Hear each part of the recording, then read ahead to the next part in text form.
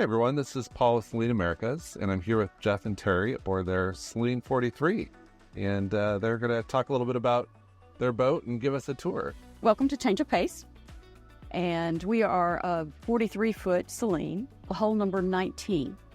So our boat was built in 2003, and we are the third owners. And we have put 5,000 hours on it. About 4,000. Okay. Yeah, about 4,000 hours. And how many miles again?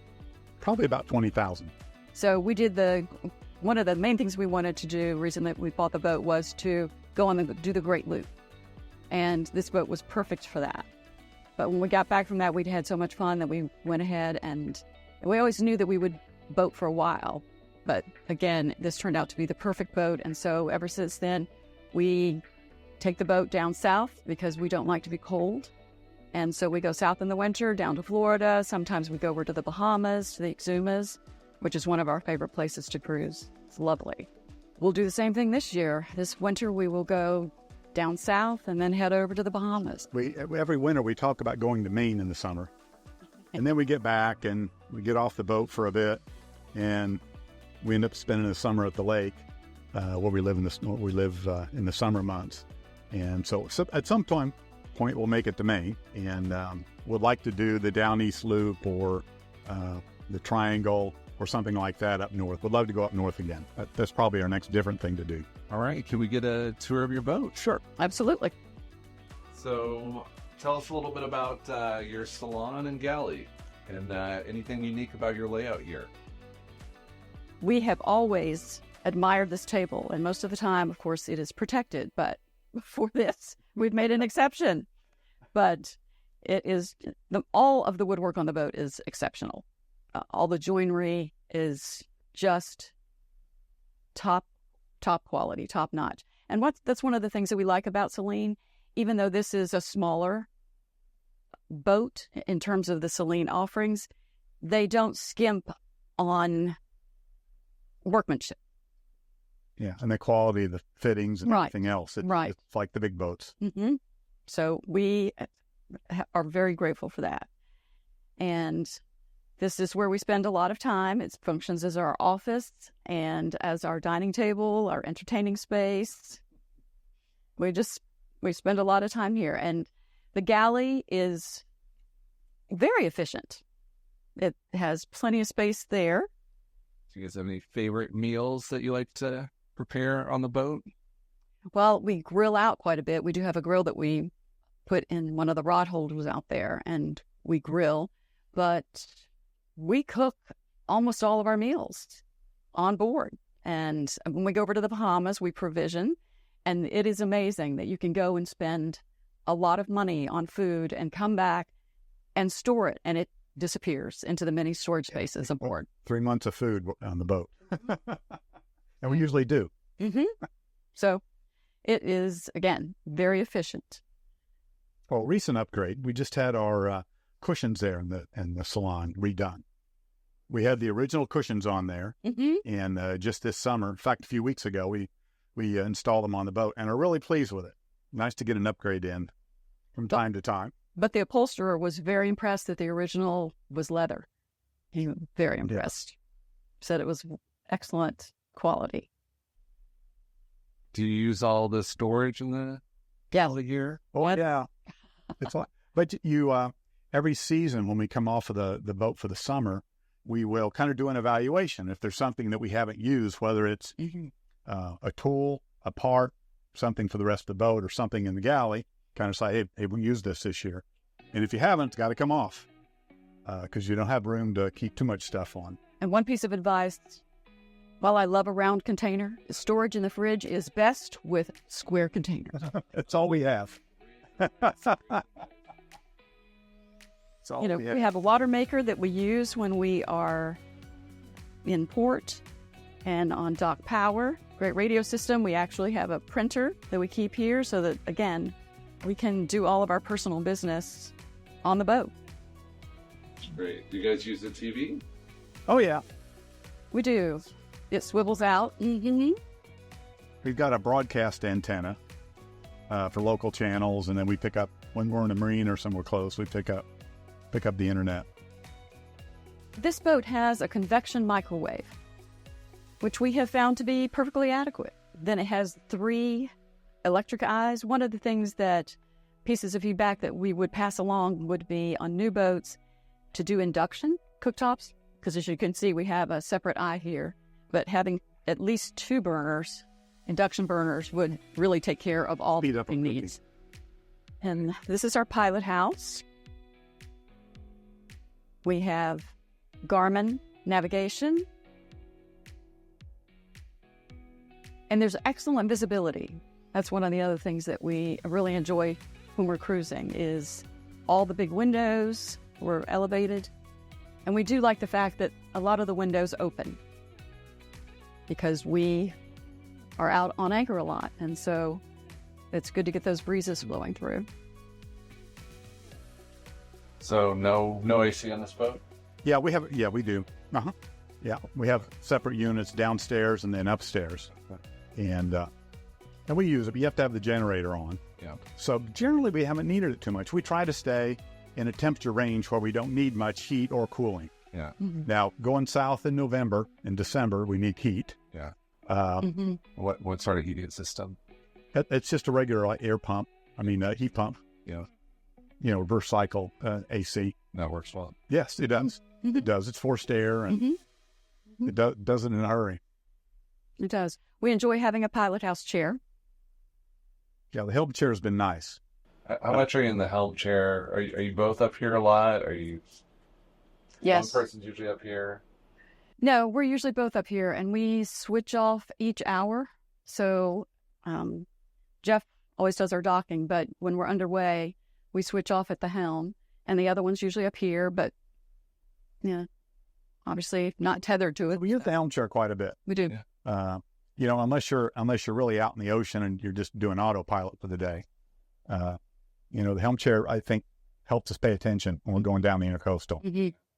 That's a good way to put it. And when the weather's nice, on a day like this, when it's not crazy windy, we'll be upstairs. Because visibility is even better up there, especially when you come to a city like this. Yeah. We bought a new dinghy, and it's not on the boat yet, so that's why the cradle is empty. We'll bring it up sometime the next month and get it put on the boat. So how much are you guys in the pilot house versus up here on the Flybridge?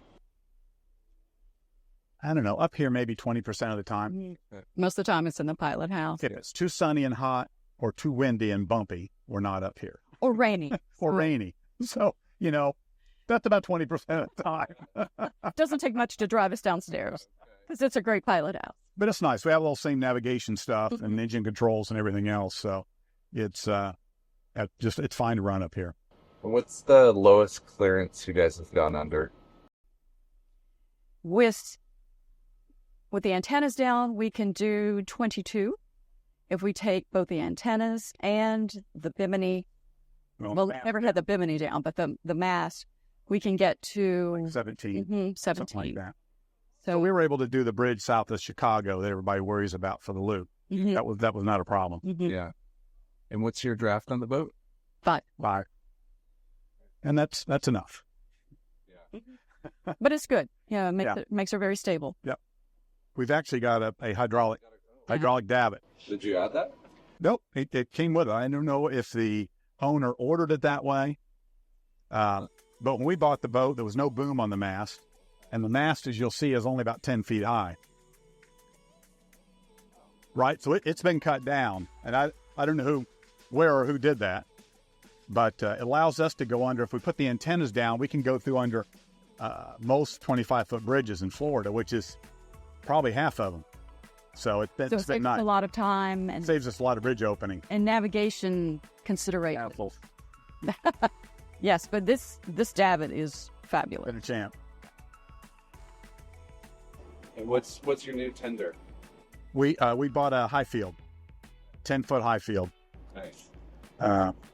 And for power on that? 20 horse Tatsu. Wanted to get something a little lighter, simpler to just take into the beach in the Bahamas. Our last dinghy was quite heavy. So, having drug it off the beach a couple of times. So the high field should be good. All right. Should we go down below? Yeah, go on down. This is the master stateroom. So this is a midship master, which gives it a bit different layout than a lot of the Selenes this size. Yeah, and any thoughts on the midship versus the forward layout? We like it. It's been comfortable sleeping here in terms of, if you've got a bumpy anchorage. It gives us a regular, on the V-berth up there for guests, they don't have to sleep in bunk beds. And but usually the V-berth, as you'll see when you go up there, is got stuff in it. Storage. It's storage. Okay. And your engine room is back through here? Yes, this is one of the quirky things about the layout. It's through the shower. It's through the master shower. And it's a big engine room for a boat this size. I'll let you What will we find in here? What are you powered with on this boat? It's a John Deere 6068. We've got a Westerbeek generator, ABT stabilizers, and it's a bright open place to work. It's got fluorescent lights, which makes a huge difference, and it's really easy to get around, to get all around the engine and to do all the maintenance that we need to do. to get on both sides. It's been good and very reliable. Very reliable. And you have stabilization on this boat? Yes. Track ABT. ABT track. You'll see the top of it there to your left, down below. And how does that work for you guys? It's been great. That too has been very reliable, and we don't run it all the time, but most of the time when you're out in the open ocean, unless the waves and the wind are just right, we're probably going to have it on. Who's doing most of the maintenance? We do the stuff we can. Yeah. We take it in once a year to Zimmerman's in Deltaville and have them do the stuff we can't. We just got seals for the stabilizers this year. Okay. That isn't something an amateur needs to tackle. And injectors for the main. And injectors for the main. So, that isn't stuff we do, but belts, hoses, all the regular maintenance we do. Do you trade off on doing that, or do you kind of specialize in who does what, or? We usually do it together. Mm-hmm. It makes the oil changes go quicker. Yeah. If somebody's running the pump and the other one's dealing with the rest of the hose and all. Yeah. A third hand. Yeah. And a fourth hand. Okay. A spacious head. Yeah, it's got 2 heads and 2 showers, just under 6. Plenty of headroom in the shower. Yeah, it's nice being down here, and the floors are pretty. It's your stuff. Yes, these floors, again, all the woodwork, lovely. The doors are heavy and solid, so quality work. One of the things that I have admired is the use of strategic use of mirrors on the boat, because it makes it seem far more light, right? It takes the light, bounces it around, because a boat can be a dark place. But Selene does a nice job with putting mirrors in good places. So this is the V-berth, and as Jeff said, we use it mainly as storage. But, for example, when we were in the Bahamas last year, our daughter came to visit, and while one side was packed to the gills with whatever we needed, including snorkeling gear, etc., our daughter was able to stay on one half, and it was very comfortable. She's already signed up to come again next year. And What a surprise. what's behind you? This is the second shower. Spacious area. Yes, another very spacious area, Great. Cool. which is the second head. Again, very spacious. Again, all the beautiful woodwork on the floors. Yeah, it's a good place to live for the two of us, with occasional guests from time to time. Oh, other thing to mention is that this boat does have a combination washer-dryer, cleverly installed here. That is the second door into the head to make it sort of a day head.